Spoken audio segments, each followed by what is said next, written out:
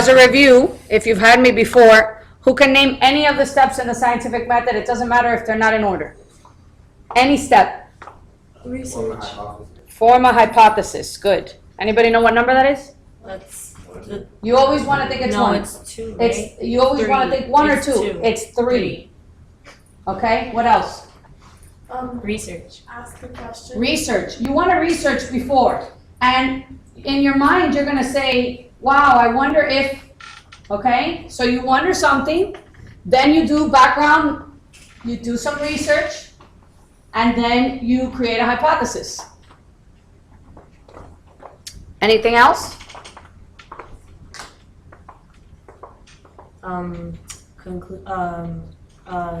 Experiment, like do the experiment. Good. You got to actually perform the experiment, or else you're not going to have any results. Then what? Draw, like look at your data, Good. Data. and then draw conclusions. There's a serious delay. That comes out in the video. And then draw conclusions. I moved the whole picture.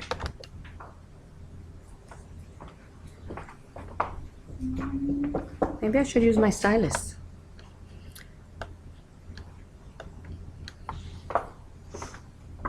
All right, now we're going to go over each. So if you didn't get that whole list, you're going to have it here again, in order. What's the last one again? Conclusions. And I'm going to go over all of them. You see number one, observe and question, which you're not seeing, but I'm seeing it here, which is very weird. Let me pause. Number 5 is So I want you to know that every single thing you do, as a matter of fact, define this, put a little star in your notes. What's the definition of the scientific method? I'll get you started. A method used to not perform science. This is why I'm asking this question, so you could realize something. What are those steps for? What are you doing when you use the scientific method? testing a hypothesis. You're testing a hypothesis for an experiment to solve a problem. Write that down. So a method used to test a hypothesis. No, a method used to solve a problem.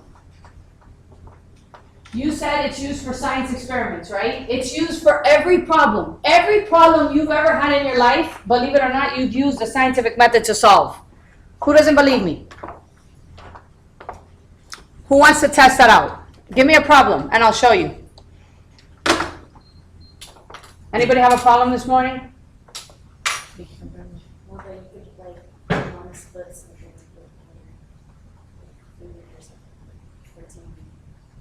TV? Well, I mean, what's the problem though? Okay, let's say like your brother wants a chocolate bar, say that. So you think.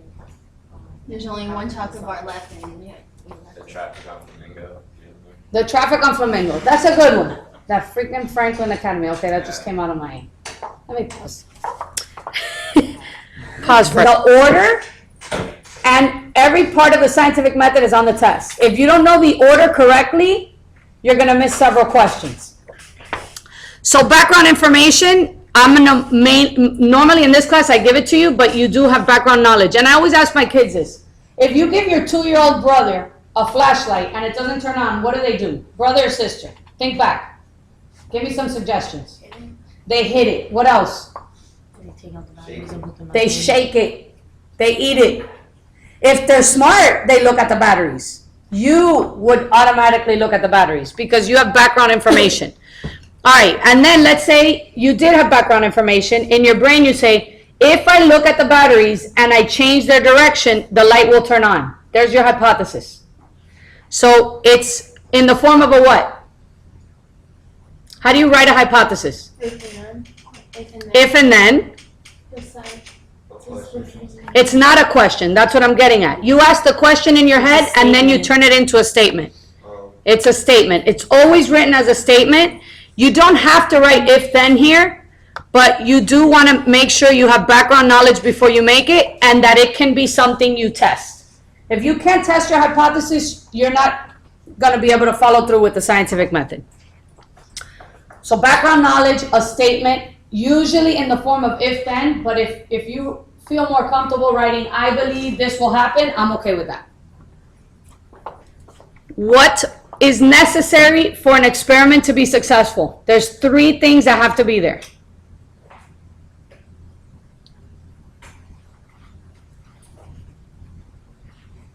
Something you manipulate, something you change. What's that called? Variables. Variables. What? Anybody know what they're called? Oh.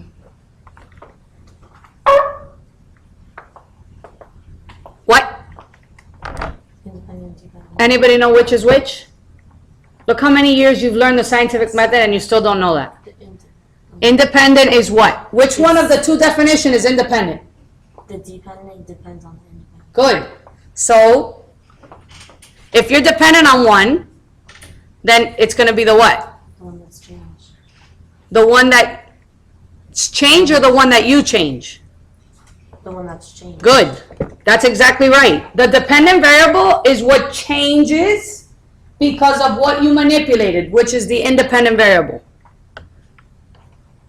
So in the case of the flashlight, I believe if I flip the batteries around, then the light will turn on. What's my independent variable? You. The switch of the battery. The batteries being switched. What's the dependent variable?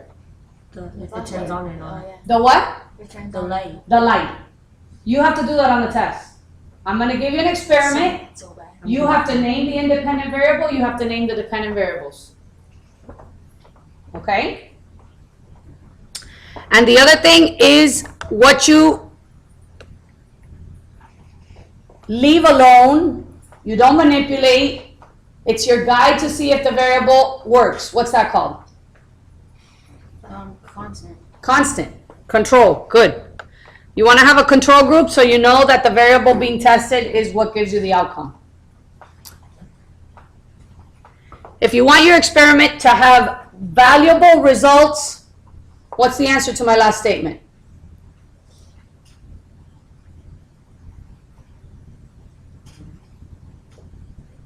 In a good experiment only, Wondering. correct.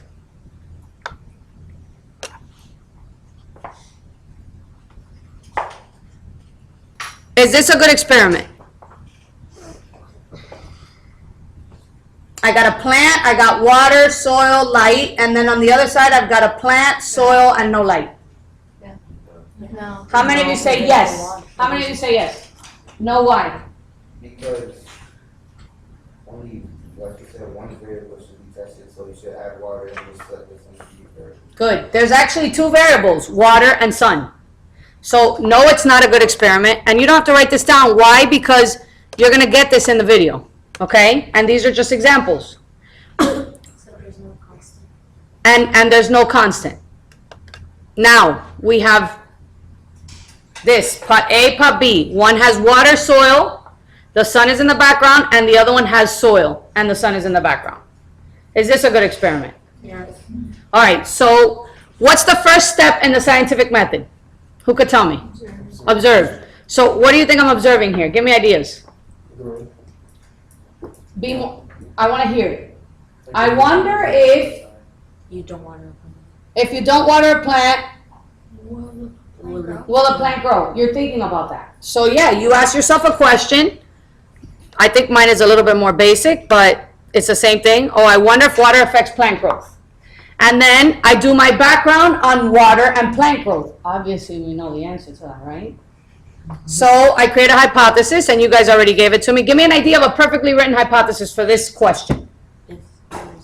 If, I don't water the plant won't. Then The plant the will not plant will grow. not grow. okay, she's doing 2 negatives, which is fine. If I Oh, don't yeah. water the plant, then the plant will not grow. Fine. What's another one? It's too early. I water the plant will grow. Good. I believe if I water the plant will grow. I don't know what I have. I believe water makes a plant grow. All right. Who could tell me what is the independent variable? This is exactly how your test is going to look. Water. Water. It's what I'm manipulating. What? And don't blurt out answers. Give people a chance to talk. What's the dependent variable? Growth, good.